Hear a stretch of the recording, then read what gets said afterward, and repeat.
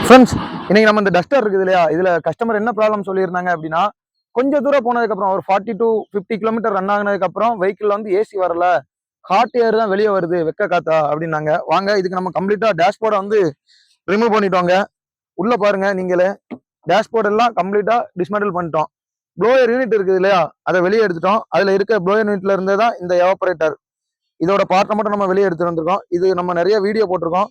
இதை blower assembly அதுக்கு முன்னாடி பார்த்துடலாம் வாங்க கம்ப்ளீட்டா. ஃப்ரெண்ட்ஸ், இதுதான் இதோட ப்ளோயர் யூனிட். அந்த அசம்பிளியை கம்ப்ளீட்டா வந்து நம்ம வந்து டிஸ்மேண்டில் பண்ணி வச்சிருக்கோங்க. இந்த இடத்துல பாருங்க, உள்ள ஒரு சென்சார் டச் ஆகிட்டு இருக்குதா, இங்க வந்து பாருங்க பிளாக் கலர்ல தெரியுது இல்லையா, இந்த பிளாக் கலர்ல டச் ஆகிட்டு இருக்குதுயா இந்த எவாபரேட்டர்ல இந்த இருக்கு இல்லையா. இது நம்ம நிறைய வீடியோ போட்டிருக்கோம். இது ஒரு ஹீட் எக்ஸ்சேஞ்சர் எவாபரேட்டர். இதுல தான் வந்து லோ ப்ரெஷர் லிக்விட் வந்து லோ ப்ரெஷர் கேஸா மாறுது, உள்ள இருக்கக்கூடிய டெம்பரேச்சர்ல அது வேப்பரா மாறிடுது வாங்கிட்டுன்னு. இது கஸ்டமர் ஏன் வந்து இந்த இடத்துல வந்து வெறும் வெக்க காத்து தான் வருதுன்னு சொன்னாங்களா, இதுல ஃபுல்லா இதுல இருந்தாங்க தண்ணி வந்து வெளியே வடியுது இடம். இதுதான் கூலிங் ஆயில் எவாபரேட்டர். இதுல இருந்தா வாட்டர் வந்து வெளியே ஹீட் எக்ஸ்சேஞ்ச் நடக்கிறதுனால கண்டென்சேஷன்ல வெளியே கீழே ட்ரெயின் ஆகும். ஏசி ஆன் பண்ணா கீழே தண்ணி வருது, அது இதுல இருந்து வரும் கம்ப்ளீட்டா. இந்த பக்கம் பாருங்க எந்த அளவுக்கு வந்து கம்ப்ளீட்டா சோக் ஆயிருக்கு அப்படின்னு. இந்த இடத்த ஃபுல்லா இப்போ கிளீன் பண்ண போறோம். அப்படின்னா ஹீட் ட்ரான்ஸ்ஃபர் இன்னும் கொஞ்சம் ஏசி கூலிங் நல்லா இருக்கும். பட் ஆனா இதுல ஏன் கொஞ்சம் தூரத்துக்கு அப்புறம் கூலிங் வரல அப்படின்னு பாத்தீங்க அப்படின்னீங்கன்னா, இந்த சென்சர் இருக்குது இல்லையா, இந்த தெர்மிஸ்டர் தெர்மோ கப்புள், அதுதான் இதுக்கு பேக்ரவுண்ட்ல இருக்க சயின்ஸுங்க.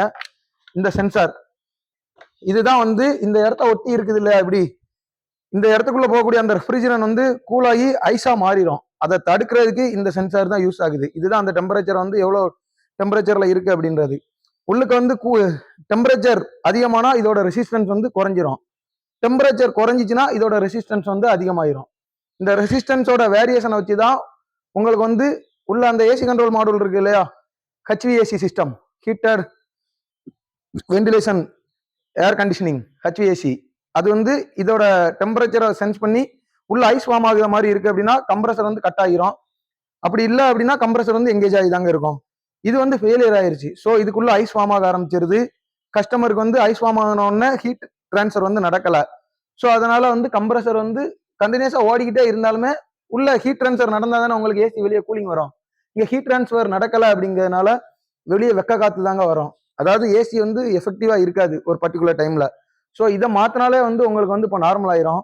நம்ம இப்போ எவாபரேட்டரை வெளியே எடுத்துட்டோம் இல்லையா, இந்த பக்கத்தை கம்ப்ளீட்டா வந்து நம்ம வந்து கிளீன் பண்ணி ஹீட் எக்ஸ்சேஞ்ச் நடக்கிறதுக்கு சாதகமான ஒரு இதை வந்து கம்ப்ளீட்டா கிளீன் பண்ணி ஹீட் எக்ஸ்சேஞ்ச் நடக்கிறதுக்கு ஒரு ஈஸியா ஹீட் எக்ஸ்சேஞ்ச் நடக்கிற மாதிரி ஒரு செட்டப்பை கொண்டு வந்து திருப்பியும் இந்த ப்ளோயர் அசம்பிளிக்குள்ள வந்து இதை வந்து ரீஇன்செர்ட் பண்ணி இந்த தெர்மோ கப்பல் இருக்கு இல்லையா, அதாவது தெர்மிஸ்டர், இதை ரீப்ளேஸ் பண்ணி ஃபிக்ஸ் பண்ண போறாங்க. அதுக்கப்புறம் கூலிங் எப்படி இருக்கு அப்படின்றத நம்ம பார்த்துடலாம். நீங்களும் உங்க வெஹிக்கிள்ல வந்து கொஞ்சம் தூரம் போனதுக்கு அப்புறம் வந்து ஏசி ஒர்க் ஆகல, வெளியே ஹீட் காத்து தான் வருது, ஏர் வந்து ஹீட் ஆகி தான் வருது அப்படின்னு பாத்தீங்க அப்படின்னீங்கன்னா மோஸ்ட்லி ப்ராபப்ளி இதுதாங்க காரணம். இதுதான் தெர்மிஸ்டர்.